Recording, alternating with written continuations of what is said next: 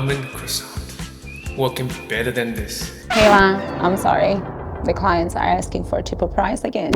What should I tell them?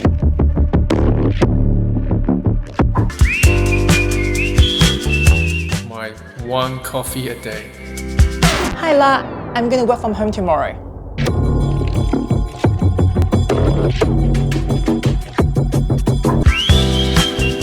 Anthony Bourdain, he's such a cracker.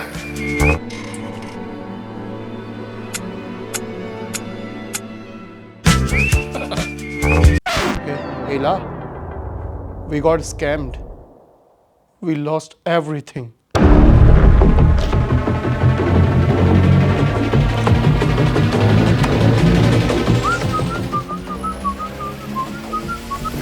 Oh, wow. I was thinking, would you like to do a video on 5 things that annoy you the most? Yes, I would, Daniel. That's a fantastic idea.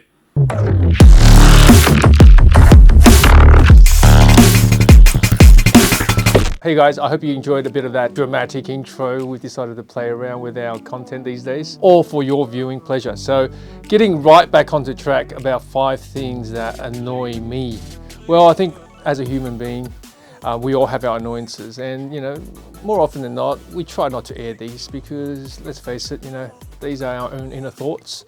But I think there is a productive and objective message behind some of my annoyances, because I just feel that if you, as an individual, starting a business, looking to grow anything that you have created, it may be worth considering the underlying message behind some of my annoyances. Some might apply, some won't, but you pick and choose what works for you, like a buffet lunch or a buffet dinner. Everybody loves a good buffet. So, getting on, my number 1 annoyance.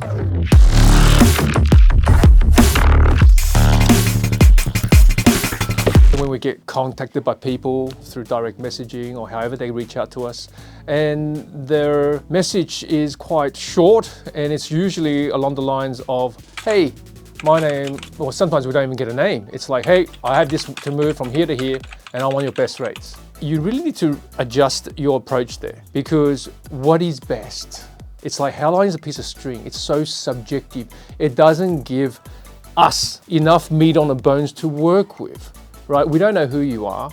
We don't know your company name. People contacting us from a generic email like a Gmail or a Hotmail, they'll give us some rudimentary details, not in full, something generic. For example, hey, I have this thing from India to Australia, 3,000 kilos. I want sea freight, give me your best rate. I'm sorry, that's not enough. And when you structure your approach in this way, I can assure you, no respectable company is gonna take you seriously. If you are a startup, a one-man show, you're not gonna get the best. Anyone who said, yes, I will give you the best, they're playing you along and they're taking advantage of your lack of experience. And you know what? You're going to go for a wild ride where you are the ride, not the passenger. You must be more concise and precise with your demands. For example, say, hey, my name is so-and-so. I am a particular title of this company. We've been around for however many years. We have these shipments, which is repeat business or a transactional business. Make that clear. It is this volume. We would like to move at this time, making sure it arrives at a certain time, right? And we are looking for something that is competitive, that you can afford us based on the merit of our request. Now, if you structure something like this, number 1 signal to me is that you are a well-structured person. You are well-defined in terms of your requirements. You've given me a lot of information to work with, and I'm going to give you some respect for it. If you can project yourself in a manner where you can garner respect from the counterparty, then that person just may give you more attention.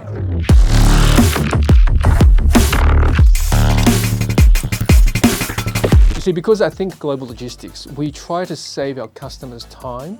We simplify our quotes. And how we do that is basically by giving all of our customers a very simple rate, or at least as few lines of fees as possible, so they can work out their total freight spend. And why do our customers want a total freight spend ASAP? Because a freight fee or lines of fee doesn't mean anything to our customers, nor should it mean something to you. What you really want to know is, what are my landed costings? I have 1,000 mugs in this shipment. I want to know what the shipping cost per mug is, because that's the only way you're going to work out your costs accurately, right? So that you can put your margin on top of that mug and then on-sell that product. If I give you 20, 30, 50 lines of fees and all of them are variable, you will never arrive at a precise number. So what we have done at TGL is that we have taken on a lot of the variable risks that comes with our massive lists of costs to us, and we've condensed it, simplified it, and given you in a very easy to understand rate, and then where you can work out your landed costing. Sometimes if you're good at maths, on the top of your head, without even needing to use a calculator. That is our value that we bring to the table. As logical and as simple that sounds, we get so many detractors that comes in two camps. First camp is like, well, you know, I don't really blame these customers because they've been so brainwashed over the years by my fellow colleagues in the industry. They're used to the 50 lines of fees. As soon as they don't see those fees, they feel a bit naked. And their first thing was, oh, how do I know you're not ripping me off? Well, hang on a second, that doesn't make sense. If I'm giving you one number versus someone giving you 50 numbers, both covering the same scope of work, and I guarantee that rate is what I will charge you, how can I rip you off? Think through that, okay? Because that's where the brainwashing is. And I get it, nobody likes change. But this isn't change wanting you to adopt something more complicated. We are wanting you to adopt something that's simplified. Now, the second camp of folks usually comes from within the industry, or some customers who may know a little bit of insight and say, well, that's not how you're charged. So by you doing that, you're actually trying to make more money from me. Well, there's a couple of things that's wrong with that. How I'm getting charged, that's my intellectual property. There's nothing wrong with making money. That's the bedrock of capitalism. That's the bedrock of supply and demand. So please, adjust your mindset. You're not going to always get your way. Stop acting like a spoiled child sucking on a lollipop and crying left out because somebody didn't give you what you wanted. And I don't say this with a light of heart. I really truly mean it. Especially the Camp 2 type of guys, you know, because they think they're a little bit clever and they're trying to pick a few holes. But just think about it logically, guys. Treat others how you like to be treated. Don't expect these things like it's your God-given right, because it isn't.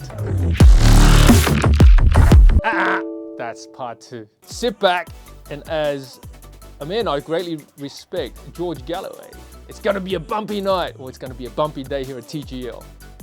Hold for part 2.